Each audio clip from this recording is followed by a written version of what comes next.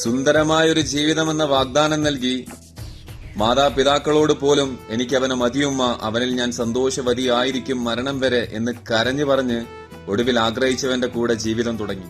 എന്നാൽ മാസങ്ങൾ പിന്നിടുമ്പോൾ അമ്മയുമായുള്ള പൊരുത്തക്കേടുകളിൽ അവളെ ഒന്ന് കേൾക്കാൻ പോലും തയ്യാറാവാതെ നീ നിന്റെ ഉമ്മയുടെ വാക്കുകളിൽ ശരി ഉറപ്പിച്ച് നമുക്ക് പിരിയാമെന്ന വാക്ക് നീ നിന്റെ നാവുകൊണ്ട് അവൾക്ക് സമ്മാനിക്കുമ്പോൾ നിന്റെ കൂടെ പൊറുക്കാൻ വേണ്ടി അവൾ എന്തൊക്കെ സഹിച്ചു എന്നതും നിനക്ക് കെട്ടിച്ചു തരാൻ വേണ്ടി അവൾ ആരോടൊക്കെ കെഞ്ചേണ്ടി വന്നു എന്നതും നീ ഒരിക്കലും മറക്കരുതായിരുന്നു.